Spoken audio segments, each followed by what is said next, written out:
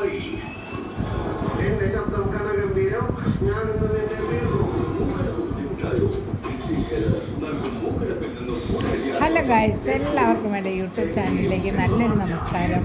പിന്നെ ഞാനിപ്പം കുറേ വീഡിയോസൊക്കെ ചെയ്തു, നമ്മുടെ അഷ്ടമിയുടെ പ്രോഗ്രാംസ്, അതുപോലെ തന്നെ നമ്മുടെ കുക്കറിയുടെ 2-3 റെസിപ്പി ചെയ്തു. അതുപോലെ ഓരോരോ കാര്യങ്ങളെല്ലാം നിങ്ങളിലേക്ക് ഞാൻ ഷെയർ ചെയ്യുന്നുണ്ട് അല്ലേ. എന്തായാലും ഗൈസ്, നമുക്ക് എന്തെല്ലാം കാര്യങ്ങളാണ് ഈ ലോകത്തിൽ അറിയാതെ നമ്മൾ പോകുന്ന ഓരോ കാര്യങ്ങൾ അല്ലേ. ഓരോ ദിവസവും എന്തെല്ലാമാണ് ഈ ഭൂമിയിൽ സംഭവിച്ചുകൊണ്ടിരിക്കുന്നത്. അപകടങ്ങളെക്കുറിച്ച് പറയുകയാണെങ്കിൽ ഒരു രക്ഷയുമില്ല. കുട്ടികൾ വാടകയ്ക്ക് കാറെടുത്ത് പോയ കാറാണിന്ന് അപകടത്തിൽപ്പെട്ട് 5 കുട്ടികളെയാണ് നമുക്ക് നഷ്ടമായിരിക്കുന്നത്. ഇതെന്താണ് കുട്ടികൾ മനസ്സിലാക്കാത്തത്?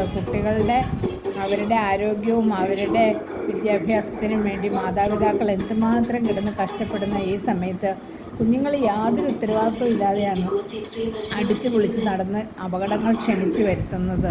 അശ്രദ്ധ മൂലം ഉണ്ടാകുന്ന അപകടങ്ങളിൽ പൊലിഞ്ഞു പോകുന്നത് കുഞ്ഞു ജീവനുകളാണ്. അപ്പം നമ്മൾ ഓരോ കുട്ടികളും ഓരോന്ന് ആവശ്യപ്പെടുമ്പോഴും മാതാപിതാക്കൾ വാങ്ങിച്ചു കൊടുക്കും. എത്ര നിവൃത്തിയില്ലാത്ത മാതാപിതാക്കളും അവർക്ക് വേണ്ടതായ സാധനങ്ങളെ എങ്ങനെയും കുട്ടികൾക്ക് എത്തിച്ചു കൊടുക്കും. കുട്ടികൾക്ക് എത്തിച്ചു കൊടുക്കുന്നത് കൊണ്ട് കുഴപ്പമില്ല, അവർ പോകുന്നത് കൊണ്ടും കുഴപ്പമില്ല. പക്ഷെ നമ്മൾ ഒരാളെങ്കിലും കാരണവന്മാർ അവരുടെ കൂടെ പോകണം.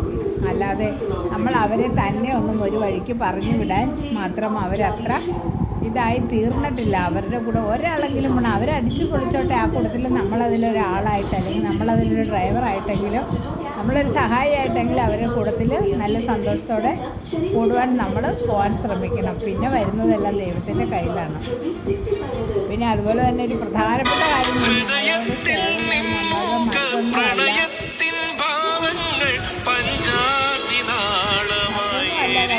നമ്മുടെ വടക്കുപുറത്ത് പാട്ട് വരികയാണ്.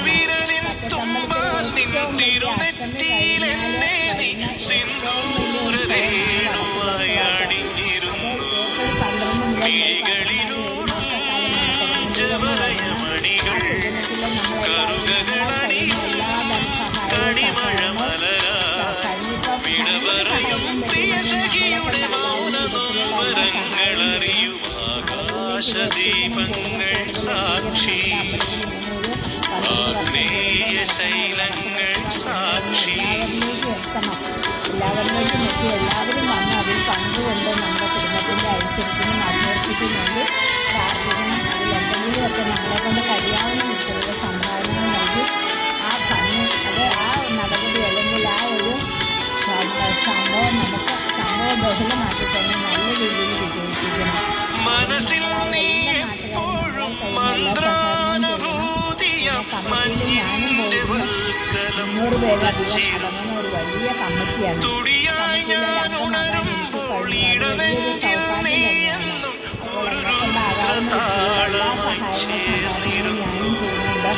താണ്ഡവമാടും മനസ്സിനിരുളിൽ തന്നെ അല്ലെങ്കിൽ നമ്മുടെ വീട്ടിൽ എഴുതി കളം വരച്ച് ഭഗവതിയെ ആദരിക്കുന്ന ഒരു ചടങ്ങായി തന്നെ മനസ്സിൽ കരുതി എല്ലാവരും പങ്കെടുക്കണം, എല്ലാവരും വരണം. അപ്പോൾ ഞാനിത് യൂട്യൂബിലൂടെ തന്നെ നിങ്ങളെ എല്ലാവരും അറിയിക്കുകയാണ്. അതുപോലെ തന്നെ വേറെ പ്രത്യേകിച്ചൊന്നുമില്ല ഗൈസ്. ഓക്കെ, ഭജനക്കാലമാണ്, മണ്ഡലക്കാലമാണ്, വൃശ്ചിക മാസമാണ്. എല്ലാവരും അമ്പലത്തിൽ പോകണം, അയ്യപ്പസ്വാമിയെ ഓർക്കണം. അയ്യപ്പസ്വാമിയുടെ ഒരു കീർത്തനമെങ്കിലും കുട്ടികൾ പാടി പഠിക്കണം. യൂട്യൂബിലൊക്കെ ഇപ്പോൾ നല്ല ഗാനങ്ങളുണ്ടല്ലോ, അപ്പോൾ അതെല്ലാം പാടി പഠിക്കണം എന്ന് മാത്രമാണ് എനിക്ക് പറയാനുള്ളത്. ഓക്കെ ഗൈസ്, സ്വാമിയേ ശരണമയ്യപ്പ.